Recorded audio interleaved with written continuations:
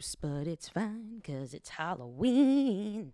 Yeah, and I'm getting comfy in my chair for the intro. What is up, everybody? Welcome back to another episode of Haus Haux. This is your hostess, as always, Ani Moosh.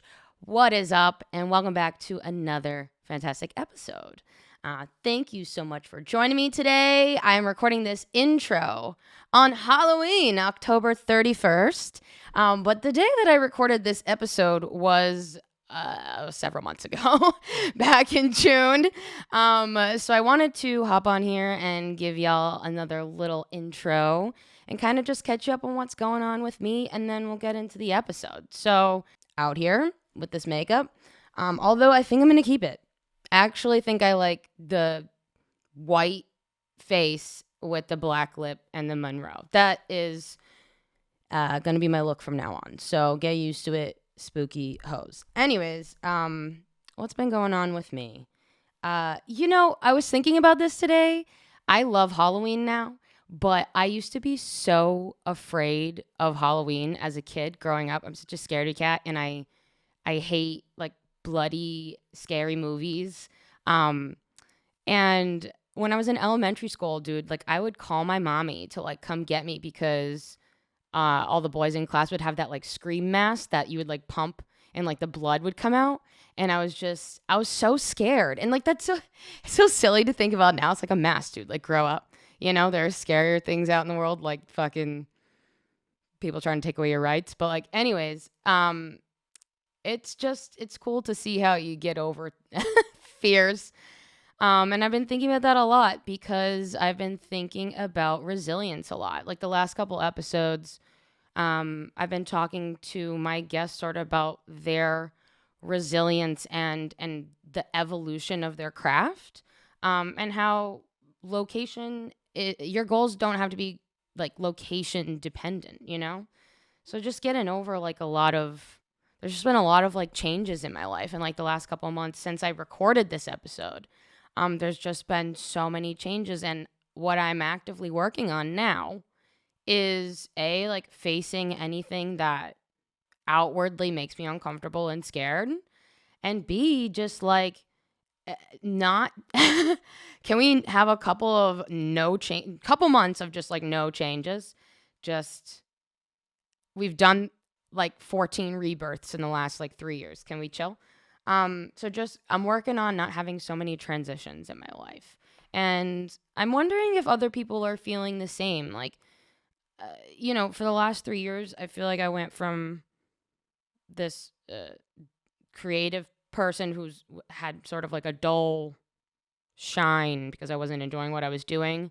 And then over the last couple of years, it's just been like this evolution and growth. And now that I'm like, I mean, obviously we're still working on it. I haven't reached the mountaintop yet, obviously, but we're working on that dream. And I was so scared to even try that dream, and I didn't even know that until like the last couple of years. So just kudos to me and to all of you who have been going through all of these transformations and rebirths, in the last like couple months, couple years. If you've shed people in your life, if you've shed things that, you used to like, or maybe things that you just like really hated, and now you don't do them anymore because you're like, I could die tomorrow, like, yeah, growth. I have a page about this in my coloring book, which is out, by the way. Postcards from my trip. It's out. I know I've talked about it literally on every single episode of this podcast, but I'm still just so proud of myself that I completed designing, illustrating a coloring book that has meaningful content in it. That is me directly speaking to you, but like through to me. Really, it's to me. It's really from me to me, but like you can also have it is really what I'm looking at. I think it will help anybody. Even if you're not doing it even if you don't have it just for like a mental break reason, it's fun. It's just fun stuff. But anyways, I have a page in my coloring book that is the Grim Reaper, just sort of surrounded by a bunch of flowers and psychedelic turns. And it says that growth can also sometimes feel like loss. And that, marinate in that for a sec. Growth can also feel like loss. And man, have I felt that,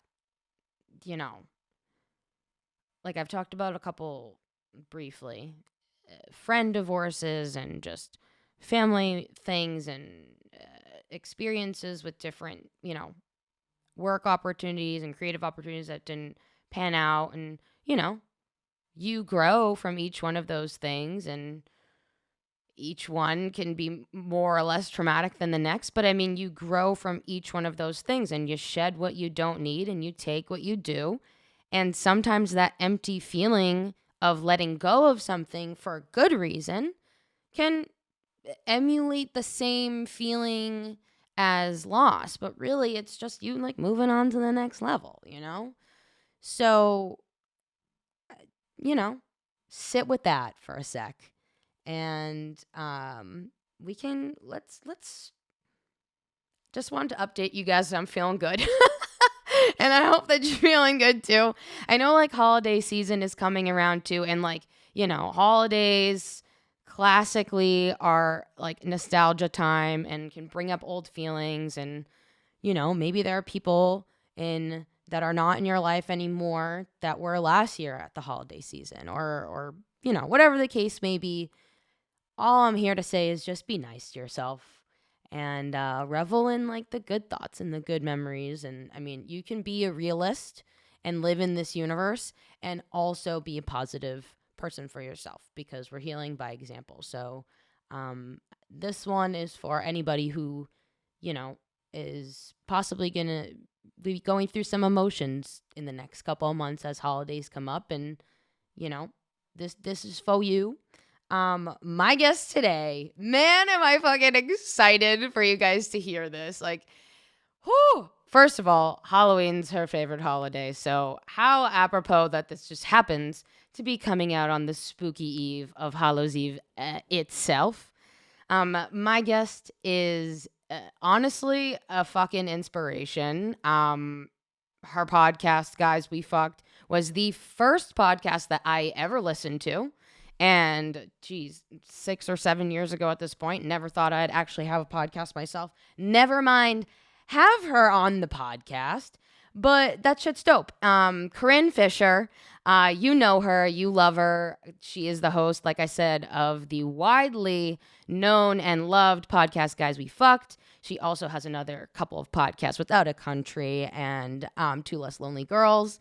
And she has a comedy special out called Our Special Day, which I was the art director for. Her and Christina Hutchinson put together just an absolutely fantastic special, and I'm so happy that I was asked to be a part of it. Man, let's just get into it. Comedian, author, podcaster, one of my favorite humans, Corinne Fisher, everybody. You are now listening to the sounds of...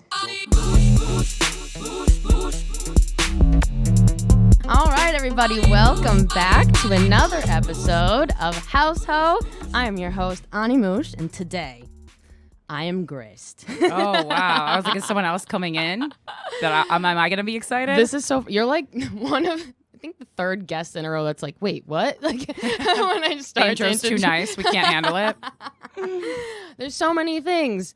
Comedian, author, TED Talk speaker, wow, podcaster of several podcasts, widely known. The Guys We Fuck podcast, Without a Country, Two Less Lonely Girls. I went back. I know. I was like, wow, you named one that I wasn't even thinking that was going to be named today, but I do love that one. Oh yeah, I used to listen to that back in the day, and we'll get there. Okay. But yeah, what else did I have on here? I had director of your comedy special, Our Special Day, and the list goes on. today. Wow. We have Corinne Fisher in the building. Hey, you just amped me up. I think I'm going to just call you up and ask you to say that every day before I leave the house. Just make it your alarm. That would be so good. I've actually tried to do that and have not been able to figure out a way to like talk to myself in my alarm. Oh, yeah? Because I'm like, if I can yell at myself to wake up, then maybe that would be better. Yeah, bitch, get up. Yeah. Some days it's so easy to get up and some days it's so hard. It's not even like a depression thing. It's just like sometimes I'm exhausted. I'm tired when I wake because up. I own a business. Yeah.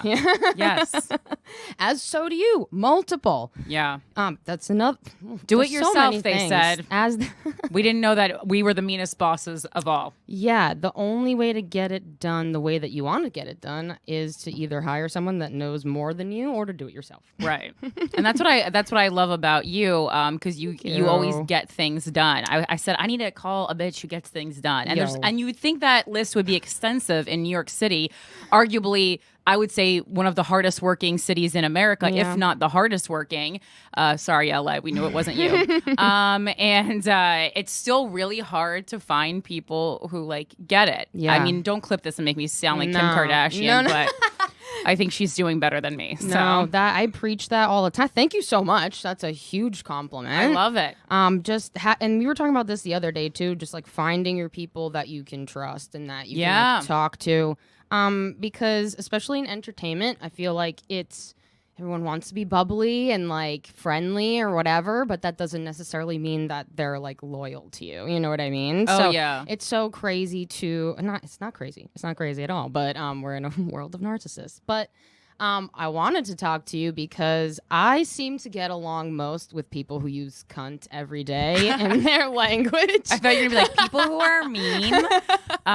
Yes, I love cunt. It's funny because on my website, when I built it, my friend is my webmaster, and he was like, I told him I wanted it to say writer, comedian, cunt. Yes. And he was like, and he is a gay guy. He's not that all gay guys have a great sense of humor, but I would say most of them do. Yes. And even he was like, are you sure you want to do that? I feel like it'll lose you business. And I said, no, actually what it is it's a fast skimming process for me. Yep. Because anyone who is offended by the word cunt written on my website is not someone I should be working with to begin with. Yeah, they're not your So demo. let's find out quick. That's the same reason I put a 9/11 joke in my dating profile on Hinge. I go, let's skim the fat. Why am I going to meet up for dinner if you're going to be offended by that joke? Fuck yeah. And it worked so great. Yeah, I mean, like it repeatedly. You've shown specifically how like you can curse, in honestly anything and make it work. Guys, we fucked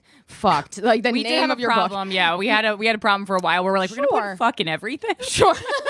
Well, we once you start a fuck brand, you can't unfuckify it. So it's just there for the taking. Right, but I mean, it is a skimming process. You know what I mean, and it kind of is in your face. Like this is what we're talking about. And Exactly. we're getting forward with it, and I think that is. I wanted to talk to you a little bit about not being someone who wavers at all. Like you are a great example of someone. It can go either ways because then people I dated would be like, yeah, she literally won't compromise on anything. But I mean, but the thing is, you know what you want. So that is a quality that I admire a lot. And especially like in business and not being wavering because there's so many people who I'm sure have told you, don't fucking do that. Oh yeah. And how do you respond to that? How is your Well, I mean, how's it developed over time? It's when you tell someone not to do something, I think it's like actually too layered, especially as a female in a male-dominated business, because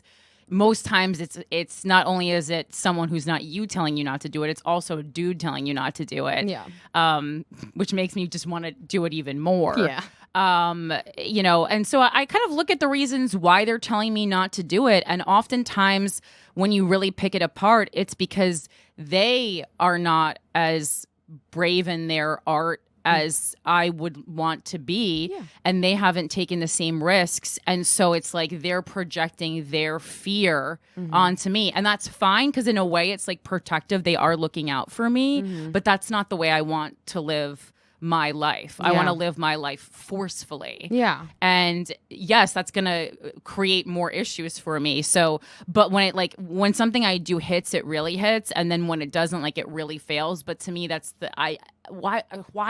try to be mediocre? Yeah. I don't want to play it safe just to succeed or just so people like me or just so I'm more palatable. I hate that. There's so much when you're a woman in the entertainment business, there's so much conversation, especially like someone in front of the camera. It's so much likability, palatable. Like we're working on a TV show right now. Right. And I probably shouldn't be talking about this, whatever it's you.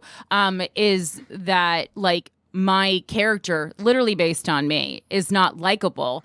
And to that I say, a lot of people aren't likable. There should be more unlikable women on TV, in my opinion. None of the characters on Girls were likable. I loved that show. Yeah. The characters on Love, if you watch that, they're not likable.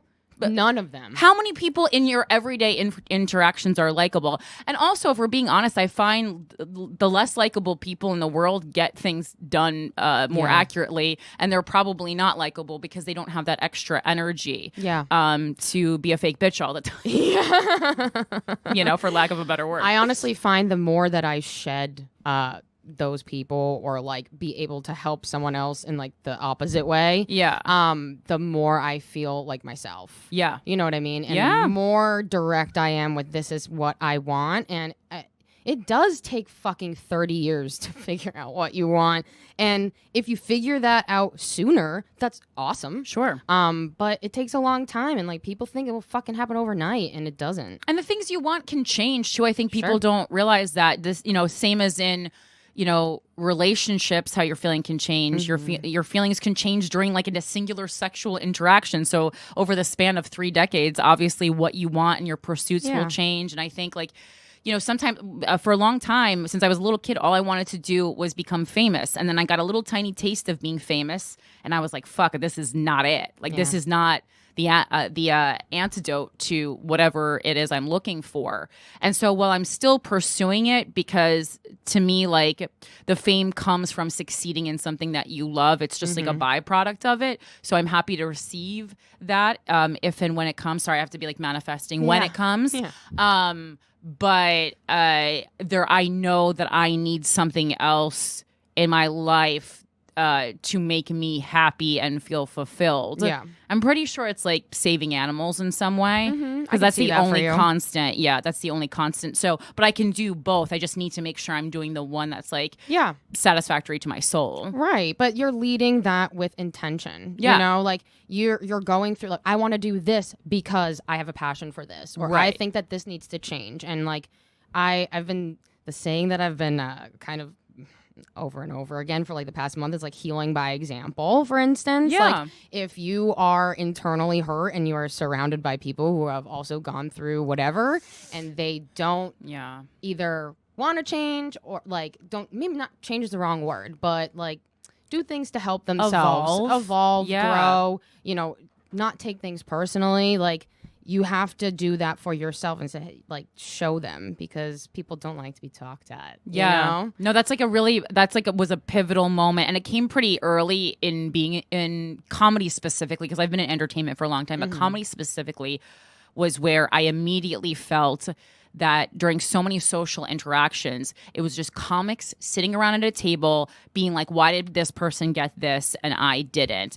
And when I was not successful, I couldn't handle that energy, and I can't handle that energy now that I am successful. It's toxic. I used to tell my friends, in this time that we are all sitting around a table shit talking our peers, we could be writing a joke. Yeah. We could be working on a script, or at the very least, we could just be enjoying each other's company. Yeah, taking a break. At the very least. Yeah. I mean, if you're constantly grinding, turn it off for a minute, because that's when you become creative, when you're able to relax and your brain can chill. And I have a problem, which I'm sure many people in the entertainment industry do, of overworking myself and not taking a break. And it's funny, I'm doing this a little bit early right now in the episode, but I have an accountability segment where I try to manifest something, and it's cool. It's my report of what I did with my art this week. Nice. So I have to do it. But I was thinking about it today, and I'm I really need to just spend more time with myself and my family.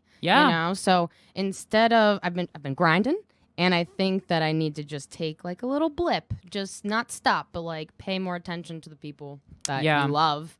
Who are supporting you. And I think you'll be surprised how how little it will affect your work Yeah. and your productivity level. That was a big lesson I learned during COVID. Took 4.5 months off of stand-up, not by choice, but it was the longest I had ever gone since I had started stand-up at that point 11 years prior. Jesus, and I was terrified. I go, I've worked so hard on honing this skill. And then I remember going back to it, and geez, I was so nervous. It was like doing it all over again. Yeah. And then as soon as I got through the set, I go, this is now an ingrained skill. You just have it. You don't do stand-up comedy now. You are a stand-up comedian. Yeah, that's fucking awesome. And it was great because I was like killing myself. Anytime I was in New York, I was doing like definitely 15 spots a week. And I was like, you know what? I can do 8, 9, 10 spots a week and be the same level of comedian and also get the other stuff done. Yeah. Because it's hard to avoid that, like, why is that person getting this and I'm not mentality. Of course, I'm a human being. I have an ego. I feel these things. So I still, sometimes think it. Even I really try not to sit around and talk about that. Sure. Sometimes with Christina, but she's the only one. But not with other people. But when that thought crept up on me, I was just like, okay, well, how do we resolve this? How do we work on other things? How do we? Sitting around and thinking, why did someone else get that? Is just never pointless. It's never conducive to anything. Yeah. Someone was in here yesterday. I forget who they were quoting, but like. You can't get upset about the work that you didn't do. Of course.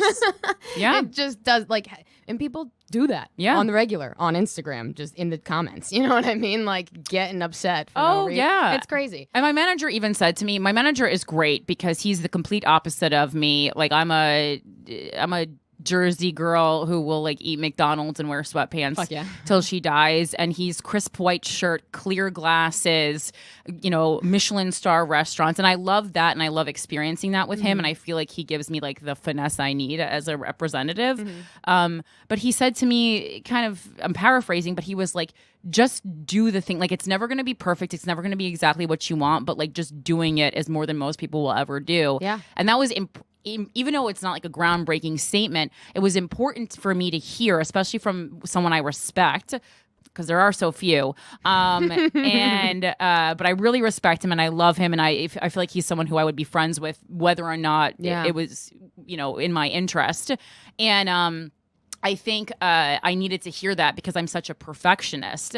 So even with like this new trend of putting stand-up clips on Instagram, I know I've talked to you about it. It's so hard for me. I have hundreds of tapes from clubs, and I just watched them back, and I killed in the room, and I did great, and I watch it back, and I go, this isn't good enough. This isn't good enough to post. Yeah. And I consider myself to be like a very solid stand-up comedian. Yeah, I would agree. And I get booked a lot, and I'm well received live, but I just go, this isn't, like, I know I can hit like being really, really, really good at this. That's why I have an interest in it and a drive. But I'm like, I don't like applause for mediocre shit. Yeah. Like, even when I feel like in the past decade, I love theater, and people just started doing standing ovations for everything. Can't think of anything more annoying. I'm the bitch who sits unless I think you earned it. Yeah. What is it? It doesn't mean anything if you're always standing. No. And you had just said something, and it dawned on me. Yeah. About fuck, I just lost it. Like getting out and doing it. Getting out and doing it. Fuck, I just escaped my world. I do it all the time. It's so hard. That's why I started putting a notepad next to me when I podcast. It was this was one of my accountability things, actually. You were talking about putting out stand-up clips. Sorry, my fucking brain. I do a lot of art, obviously. Yeah. And the trend is put out progress. And my whole life, that's been something so sacred to me. Like, I do that in solitary. I paint alone. Yes. I don't like to post progress shit because it's just not. It's my thing. It's not done yet.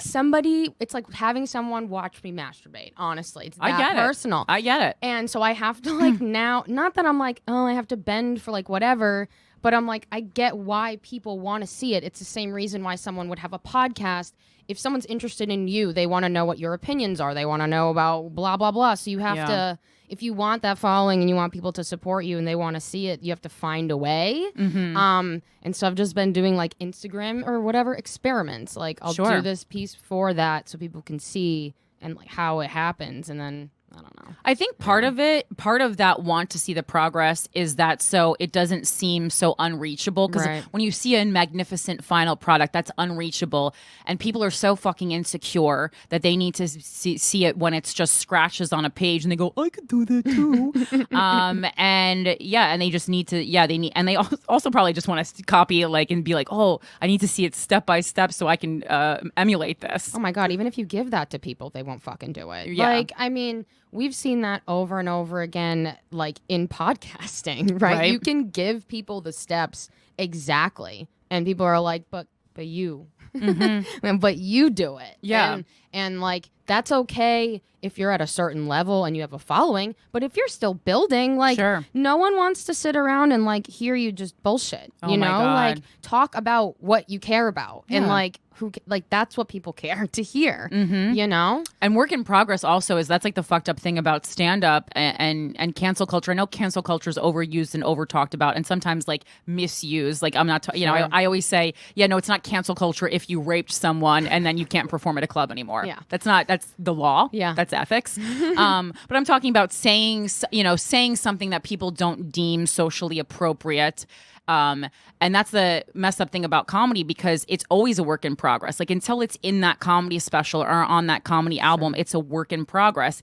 People think like, oh, it's only a work in progress at an open mic. But no, every time I'm going out to these live audiences, it's a work in progress. So the, over dramatic gasps from the audience from someone who's never done a day of volunteer work in their life is so eye roll inducing. Yeah. People make me angry. I feel like we're just going to leave and like light something on fire and march down the street. I just get real amped up. I mean, but that's why, the word cunt is something that just really hits right when people are like, you know what I mean? Anyone who appreciates stand-up knows like what a good word sounds like. Yeah. The consonants are what make it tasty and num num num num num. So good. But okay, so you're an entrepreneur. We're talking about how kind of like ethics in a way. Yeah. I feel like a lot of artists, they don't maybe recognize themselves as entrepreneurs. And especially like in comedy or even in art or whatever, if you're like making money from your art or pursuing it in some way, you have to kind of think of it in like a business formation. And I don't know how often you think about this, but I think about this probably every day. It's like business ethics and like what you're doing. I think about ethics a lot. I would be so much further ahead in my career. Oh God. If I didn't morals. Fucking care. So annoying. And I have friends without morals, and I'm a little jealous. Yeah. There's like been a couple of occasions where I like have to put my foot down because that's what you have to do. Yeah. Often. Yep. But like the surprise in, she's definitive. It makes me so mad. It makes me so mad because I'm just being nice, and it makes me feel like I can't be nice to people. Yeah, you know can't. what I mean? You just can't. Bad news. I know. Doesn't that suck? That suck? Not for me. I find being nice grueling. But we talk about a lot about like being nice and being kind. Like I do feel like when kindness is necessary, I show it. But like kind of like the day-to-day fluffiness of being like, enjoyable to be around. That I'm not to get a teddy bear. That's not what I'm here for. That's not what I'm here for. I'm not here to make you feel good about you. I'm sorry that you were get a dog. That you were misparented. Yeah, we can't go back that far right now. Oh God, Jesus Christ! Don't get me started. We can't go back that far in this moment. This is a transaction at Dwayne Reed. It really is something that we talk about all the fucking time. But speaking of parents, you took over your dad. Well, you are now the owner. I am the owner and proprietor of Perfectly Centered. Yes, Tell you've us been a there little- multiple times. I love Perfectly Centered. Thank you. It loves you. It makes me feel good every time I enter there. You know what? I'm glad you said that because it makes me feel good too. Because everyone's like, you're already spread so thin, like you don't have the time to do this. And they're like, I'm like, you're right. I don't have the time to do this. But what I learned during COVID and my dad's sickness was like, you can always make time for the things that you want to do and that are important to you. And I figured it out, and everything else can just go on hold. Yeah. Everyone else doesn't do their work all the time. All the time. And I always do it, and I go, you know what? I'm gonna try not doing it and take care of my family right now. Yeah. Yeah. It was not something I ever planned on doing. I always loved my dad's store. I would always try to convince him to let me work there during the summer. And he was like, no, like my dad loved me very much, but he was like, there's very valuable things in there. Yeah. And also, I don't have the knowledge of sports memorabilia and cards that he was looking for. I still don't, but I know the business side. And then I have a wonderful comedian and friend, John Campanelli there, who is, was a Division I baseball player and is an avid card collector himself. Mm-hmm. And actually, it was one of his childhood dreams to own a baseball card store. Really? When he was a little kid, he wanted to be a baseball card store owner and be a comedian. That's fucking brilliant. And I go, now you both. That's, yeah, right. I love making, and that's kind of what I wanted to do with the store, because my accountant was like, there was like 2 accountants at the firm, and the dad kind of said to the son, and I work with the son more, but the dad said to the son, like, she knows this isn't going to like make her, there's easier ways that she can make the money that she's going to be making doing this. And the son said to his dad, he's like, yeah, but that's not why she's like doing it. Don't you get it? Yeah. And it was funny to me that the son well, I mean, I guess I'm in the same position as the son, right? But you would think a dad would understand. It's not what the business is doing well right now, like in general, the hobby of baseball card collecting and sports card collecting. Mm-hmm. But I just, my dad wasn't prepared to die. He wasn't ready to die. And so it just felt very unfinished. Yeah. And, there is art in everything we do, whether you're a professional artist or you're pursuing something else. And to me, I saw a lot of like art and love and care in the store. And I was thinking, like, if I got sick unexpectedly and left my work unfinished, I would want someone to pick that up and try to finish it. And very Antonio Gaudi of you. Yeah, and I actually even like, because I got into my I wrote my own will actually a couple weeks ago, and in it was like what to do with my art. And I left it to people to take over because I don't want it to be, not that I have written a Confederacy of Dunces, but I don't want it to be like Confederacy of Dunces. And like my mom's going through my stuff and like finds this brilliant book, and she would have had to look through my drawers. Otherwise it would never have been released to the world. Wow. Yeah.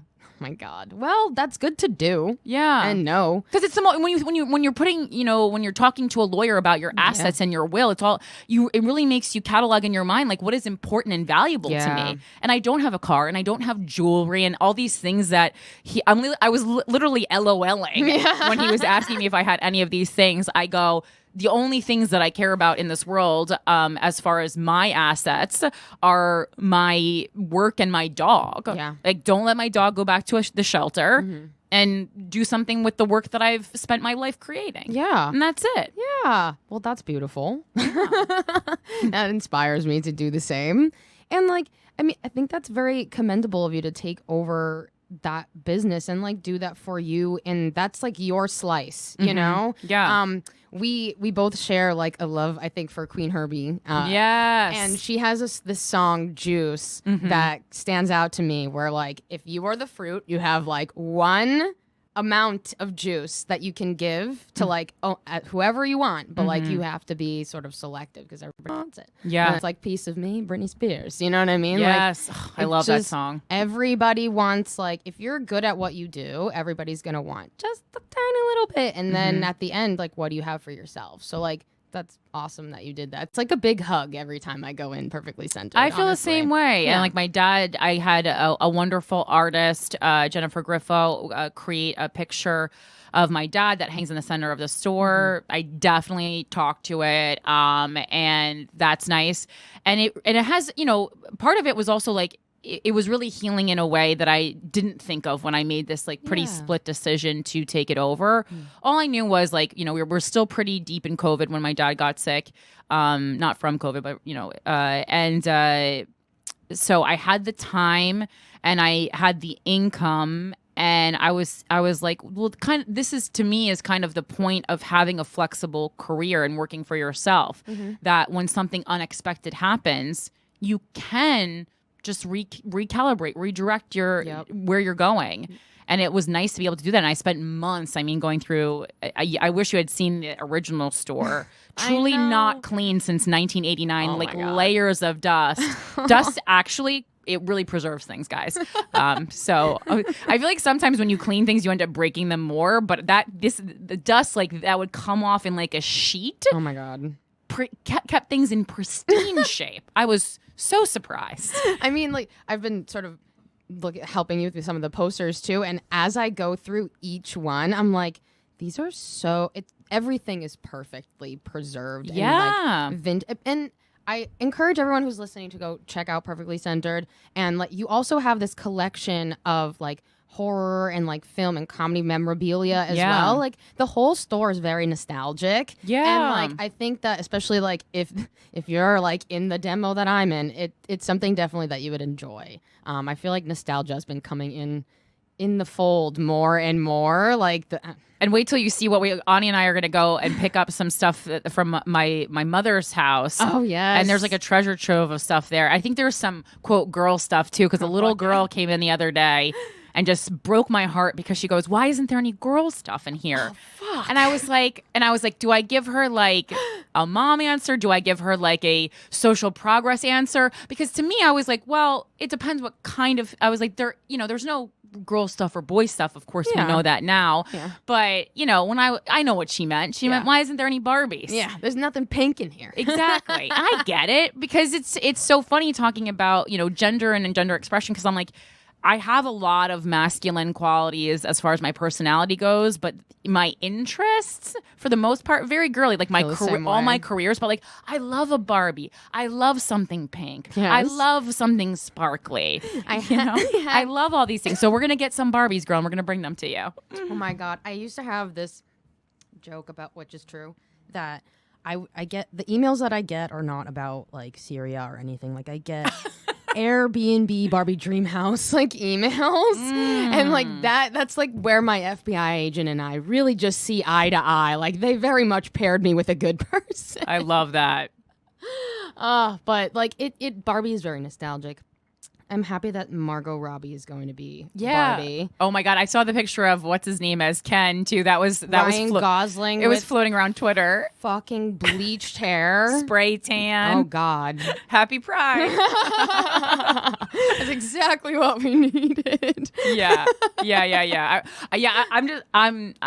Didn't Aqua not release the rights to Barbie Girl for the movie? I in the back of my head, I think that was like a pop culture piece that I kind of took in quickly and then moved on to getting angry about something else. Yeah. But because there was so much serious stuff going on lately, so I haven't been able to dive into fluffy pop culture the way. Because to me, like that's my respite. Like I need to know, but everything's gotten so serious. Even our beloved Britney. Oh my God, so serious. I need an hour of a silly goose time, and that's it. You know what I mean? Yeah. So there needs to be that in my life, because everything is serious and fast moving all the time, and like I get phone fatigue.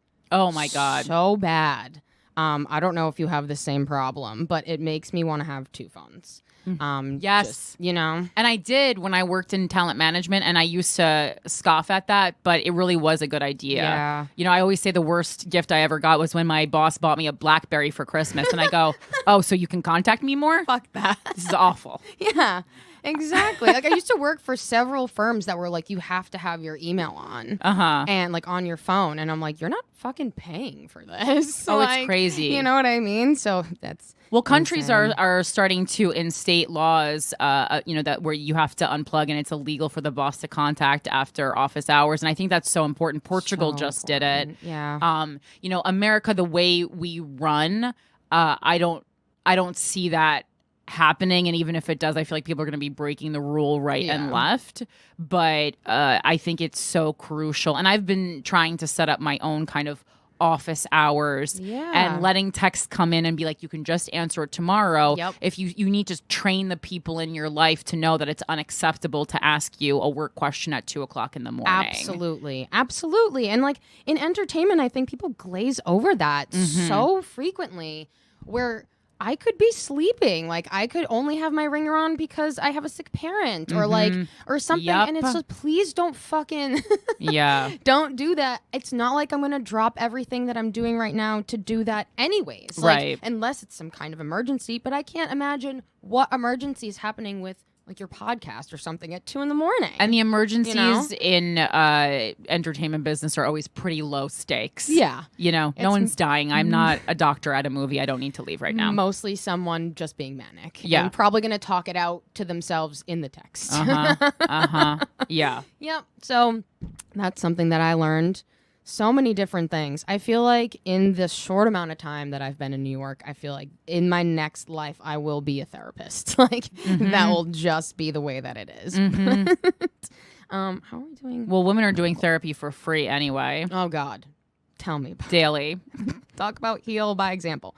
But we're getting close to the one accountability segment. I know I kind of already threw mine out there, but I will reiterate that I want to just take like a little bit more time to spend with my family, friends, and make time for like the projects that I truly love to work on and like with those people. So I think just slimming things down a little bit for like myself personally is something that I need to be accountable for. So that's gonna be my thing. I always think of like that TikTok sound that goes. I actually was like, it's like my new mantra. You'll never regret spending more time with your dog. Oh yeah, I do. You know, and I'm just like, it's so simple and it's so true, and it can be applicable to other things or people in your life. I mean, I do actually have a dog, but you can apply it to family. You can apply, and it's true. Yeah. I mean, the time that I spent with my dad in hospice, sometimes he knew who I was, sometimes he didn't. I basically set myself up for like success in his death because it was imminent. And I go, I know me, and I don't want to ever think like be like mad at myself. Like, I could have spent more time with my father. And so literally any second I had, anytime I had like 3 hours more, I would go to New Jersey, go to hospice, and we had some great times. Like, we had really, it was, obviously it was sad because he was quite visually withering away, but we had some really, really great times in hospice. And I have like some videos and photos and stories, and we spent a lot of quality time together. And it was, I wouldn't trade it for anything. It was, I think most people can easily make that decision, but you do see documentaries, even most recently in the Carlin documentary, when George's wife was sick, he left to go on the road to do a gig. And it's hard to know, especially when someone's sick for a long time, because like you do kind of have to every now and then go and do your work a little bit. But he comes back, and I'm pretty sure he entered the hospital room, and they were like, yeah, we're pretty, they were pretty sure she was already passed away. Yeah. Like right as she was taking her final breaths. That fucking killed me in that documentary. Jesus Christ. Yeah, because even on like the realm that we're in now, you think like, oh, I can't tell if the person knows I'm there, but like after experiencing it firsthand, I'm like, whether or not they can convey to you in real world terms that they know you're there, they know you're there. And it's very important, even if someone is in a coma or something, to spend time with them physically. It's I had that with my grandmother. I mean, she's been passed now for 10 years. Wow. Holy shit. But she was at home when she passed away, like in her bed, surrounded by everyone that she loved. And like, there were times during that hospice span where like, I would always try to make a joke at her just to see if like her mind would register.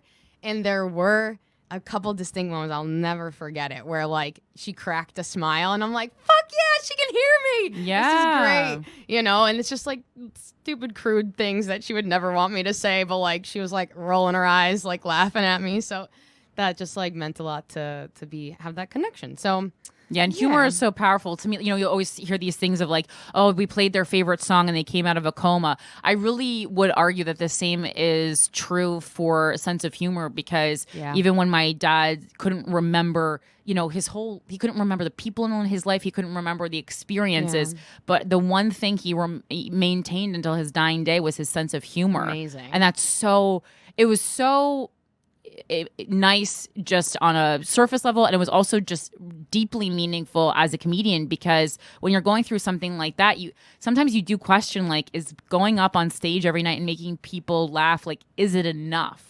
Like, is there something more valuable I could be doing for the planet or humanity? And I was like, no, this is like, it really I was like, this is it. It's the most powerful thing possibly. It saved my life on a number of occasions, honestly. Yep. Just having comedy on repeat, or just like knowing that somebody is going to walk into my house today that's going to make me laugh, you know? So, and it's always the people who have had the most fucked up experiences who like the darkest humor. Of course. That's why it's so annoying that people try to take it away from us. And I go, I understand that not everyone heals through a very dark joke, but people need to understand that it is the most healing thing to a lot of us, and they need to step off. Yeah. I mean, some people just have no ability to like express emotion during their sadness. So if you can get them to laugh, that's still creating the same effect of emotion, like letting it out. It's exactly. It's such a release. Yeah. Amazing. Sorry, did you say what you want to manifest or be accountable for? Oh no, I didn't think about this. But let's see. No pressure. Let's see. I mean, for me, it's definitely in the same. I concentrated really hard on family for the past like couple years. So for me now, I think it is.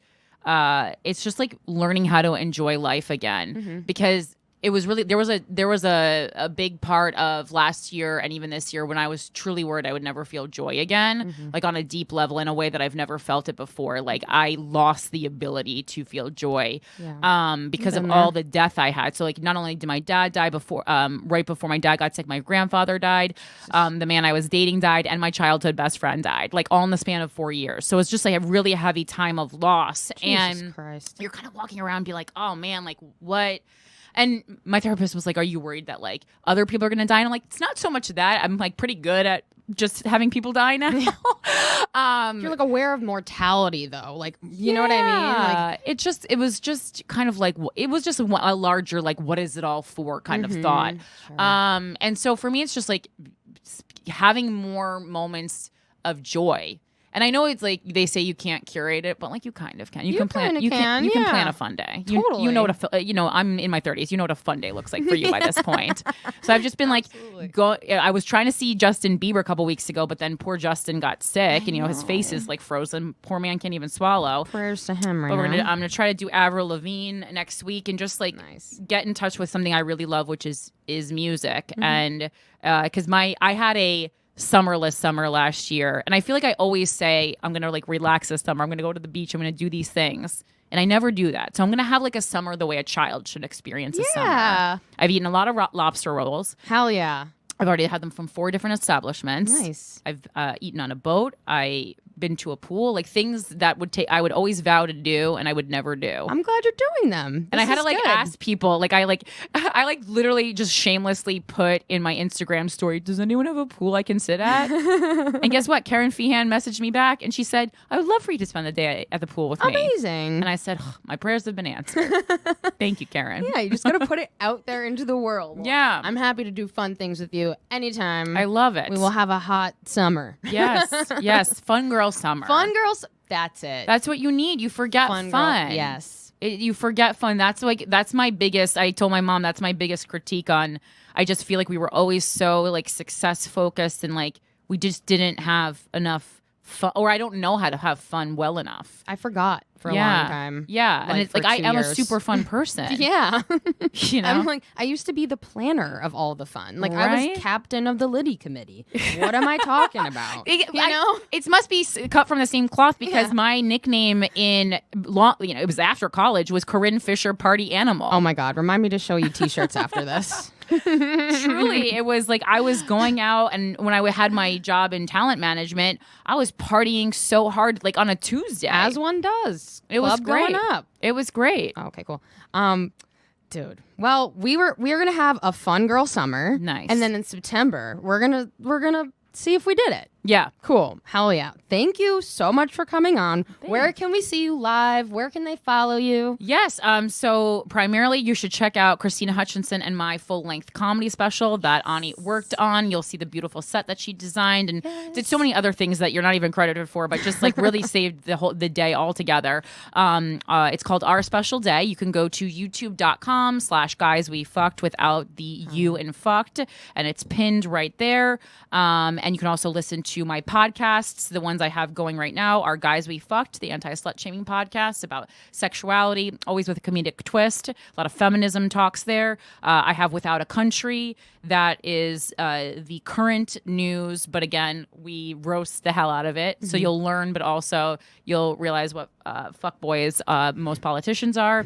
And then if you want to go vintage, you can listen to Two Less Lonely Girls, which is my podcast with Rosebud Baker about being an adult Justin Bieber fan. But we dive into pop culture as a whole. Like I have a breadth of knowledge about pop culture, and I share it on that show. Specifically the Spice Girls. If you really want to get into it. That's my number one. I really should do a Spice Girls podcast because, like, what am I doing with all this knowledge? Oh, yeah. But and you can follow me on social media, TikTok, Instagram, and Twitter at PhilanthropyGal. Oh, yeah. Thank you so much. The link to the comedy special will be in the description of this podcast. Nice. You guys can all find me at Ani_Moosh on Instagram, Twitter, and TikTok. I changed it. I started it over. We're doing a new TikTok. Yay. And check out toomuchcontent.live. Love you guys.